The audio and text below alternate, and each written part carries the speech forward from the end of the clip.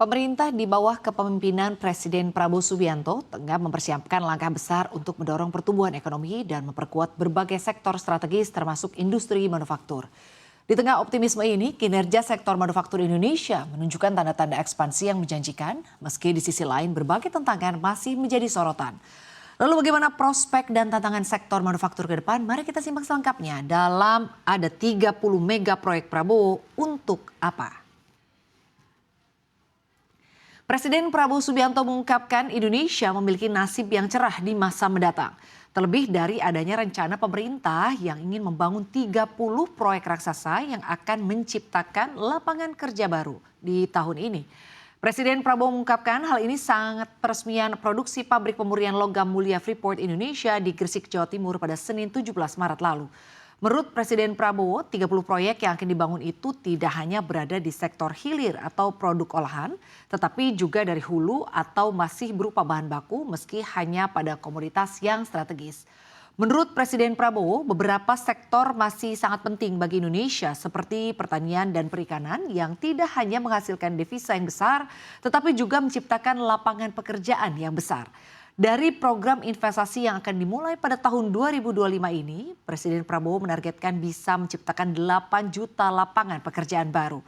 Untuk itu, ia mengungkapkan sudah menjadi tugas dan kewajiban semua pihak untuk mengelola sumber daya Indonesia.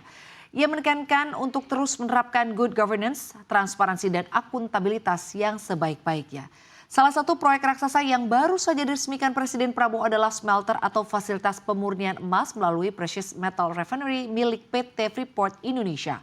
Proyek tersebut adalah bagian penting dari percepatan hilirisasi di tanah air.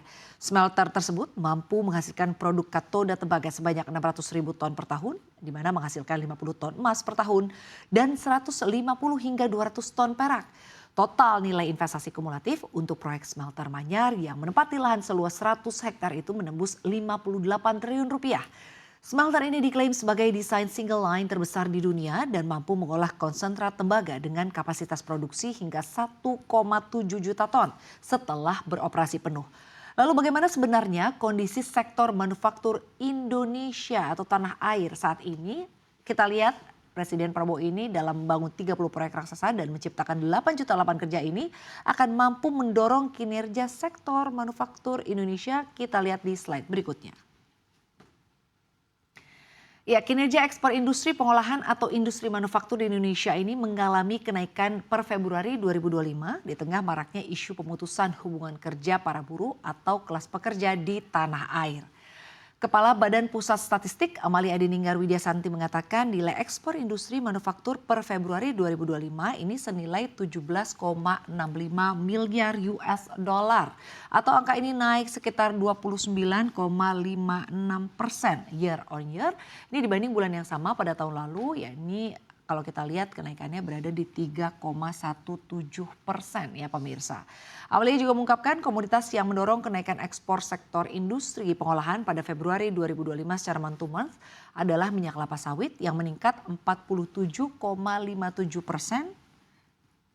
Lalu kita lihat juga ada mesin untuk keperluan umum yang meningkat di 105% dan juga ada barang perhiasan atau barang berharga yang meningkat atau turut naik juga di 14,83%. Amalia mengatakan bila dikaitkan dengan permasalahan tenaga kerja di sektor industri perlu dikaitkan dengan data-data yang tercakup di dalam survei Angkatan Kerja Nasional atau Sakernas. Namun untuk data terbaru Sakernas per Februari 2025 menurutnya ini masih dalam tahap pengolahan sehingga belum bisa disandingkan untuk menjelaskan penyebab masih maraknya PHK di tengah kinerja ekspor industri manufaktur yang masih terus meningkat. Lalu bagaimana hal ini tercermin dalam kinerja PMI Manufaktur RI? Kita simak di slide berikutnya. Ya, industri manufaktur Indonesia ini terlihat ekspansif dalam menapaki tahun 2025 khususnya pada awal kuartalan. Purchasing Managers Index atau PMI Manufaktur Indonesia yang dirilis oleh S&P Global menunjukkan PMI Manufaktur Indonesia pada bulan Februari berada di kisaran 53,6. Ya, atau naik ya sekitar 1,7 poin dari capaian bulan Januari di angka 51,9. Nah, PMI Manufaktur Indonesia pada Februari 2025 ini bahkan mampu melampaui PMI Manufaktur Amerika Serikat yang berada di kisaran 51,6 dan kalau kita lihat juga China berada di 50,8 ya. Lalu juga kalau kita lihat Vietnam berada di 49,2 dan juga kita lihat ada Jepang yang ada di kisaran 48,9. Nah jadi kalau kita lihat memang Indonesia ini mengalami peningkatan ya kalau dilihat dari data manufakturnya. Menanggapi hal tersebut, Menteri Perindustrian Agus Gumiwang Kartasasmita menyebut kinerja industri manufaktur ini didorong oleh tingginya produktivitas dalam upaya memenuhi kebutuhan pasar domestik yang juga meningkat. Meski di tengah menghadapi berbagai dinamika politik dan ekonomi global termasuk maraknya isu PHK di dalam negeri, Agus yakini bahwa industri manufaktur nasional ini tetap akan menunjukkan kepercayaan yang tinggi dalam menjalankan usahanya. Nah, fase ekspansi PMI Manufaktur Indonesia pada bulan Februari ini merupakan titik tertinggi sejak 11 bulan terakhir. Level ekspansi ini juga sejalan dengan capaian indeks kepercayaan industri yang tercatat ada di level 53,15 pemirsa. Ya, guna memacu pertumbuhan sektor industri manufaktur, Menperin pun mendukung pembentukan Badan Pengelola Investasi Daya Nagata Nusantara atau BPI Danantara. Sebab akan mendukung proyek-proyek strategis yang berkelanjutan termasuk dalam pengembangan industri manufaktur. Jika memang industri manufaktur mampu tumbuh positif, lalu apa saja tantangan yang masih dihadapi? Kita akan bahas di slide berikutnya. Ya, dalam 2 bulan pertama di tahun ini, Wakil Menteri Keuangan Anggito Abimanyu menjelaskan penurunan setoran pajak dari sejumlah sektor industri yang dominan berkontribusi memberikan pemasukan ke negara menyusut pada periode Januari ke Februari 2025. Sektor industri pertama yang diungkapkan Anggito ini mengalami penurunan setoran pajak ialah industri pertambangan. Per Februari pajak yang mereka serahkan ini hanya senilai 15,9 triliun rupiah ya pemirsa ya. Sementara kalau kita lihat di Januari ini diterimanya sebesar 16,9 triliun rupiah. Dan ini kalau dilihat merosot begitu ya catatan per Desember 2024 di mana ini tercatatnya berada di 29,6 triliun rupiah. Lalu selanjutnya sektor atau yang juga mengalami penurunan ialah industri pengolahan yang juga merosot pada periode Januari dan Februari jika dibandingkan Desember 2024.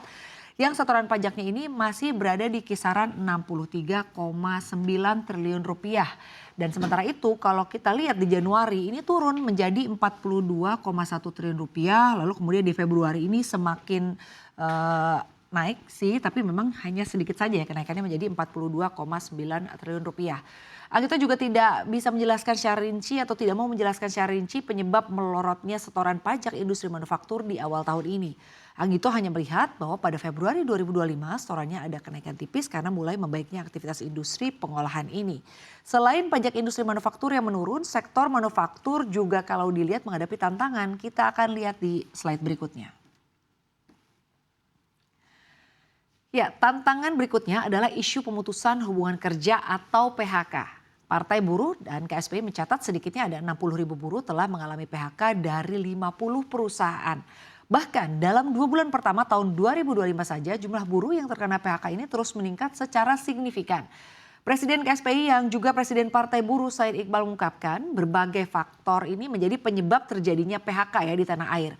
Mulai dari perusahaan yang dinyatakan pilot, kebijakan efisiensi, lalu juga ada pengurangan karyawan hingga relokasi pabrik ke negara lain seperti misalnya China dan juga Jepang. Nah berdasarkan data yang dihimpun dari daerah Konfederasi Serikat Pekerja Indonesia KSPI dan Partai Buruh se-Pulau Jawa ada 37 perusahaan yang telah melakukan PHK dengan jumlah 44.069 buruh yang tidak dibayar pesangonnya atau tidak dibayarkan THR-nya oleh perusahaan.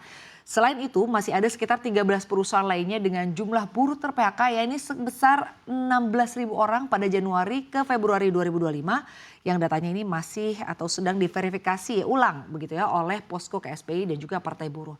Nah pemirsa, sektor industri yang mengalami PHK besar-besaran di 13 perusahaan lainnya ini meliputi sektor industri kelapa sawit, lalu juga ada tekstil, ada garmen, ada sepatu, ada elektronik, industri jasa dan perdagangan, ada startup, industri retail, industri otomotif. Lalu apalagi tantangan-tantangan lainnya yang dihadapi ya oleh sektor manufaktur di tanah air, kita lihat di slide berikutnya. Ya, deflasi yang berkepanjangan ini dapat menjadi tantangan bagi industri manufaktur karena menurunkan daya beli masyarakat, dan daya beli yang lemah ini tentunya berdampak pada penurunan permintaan produk manufaktur. Namun demikian, Menteri Keuangan Sri Mulyani Indrawati memiliki cara pandang yang berbeda dalam melihat tren deflasi beruntun yang tengah dialami Indonesia bila dibandingkan dengan dokumen RPJMN 2025-2029 yang disusun Kementerian PPN Bappenas.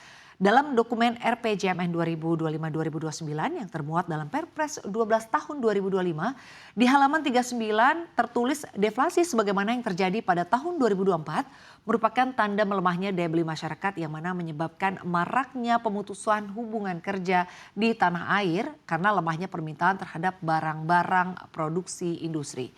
Sementara itu, bagi Sri Mulyani, deflasi di Indonesia yang terjadi secara beruntun pada awal tahun 2025, yakni 0,76% secara bulanan pada Januari dan 0,48% pada Februari 2025, merupakan hasil desain pemerintah untuk menurunkan berbagai harga-harga yang bisa diatur pemerintah. Termasuk soal data PHK yang enggan ia kaitkan dengan urusan kemunculan deflasi. Sebab menurutnya berbagai indikator yang mencerminkan kuatnya kinerja industri manufaktur ini masih bermunculan, pemirsa. Ya, dengan berbagai langkah strategis yang dicanangkan pemerintah, sektor manufaktur Indonesia diharapkan mampu menjadi pilar utama dalam mendorong pertumbuhan ekonomi dan menciptakan lapangan kerja. Namun tantangan seperti penurunan setoran pajak, maraknya PHK, dan dampak deflasi perlu diantisipasi secara serius. Apakah kebijakan pembangunan 30 proyek raksasa ini mampu menjawab tantangan tersebut dan membawa industri manufaktur menuju masa depan yang lebih cerah? Kita tunggu realisasinya di tahun-tahun mendatang.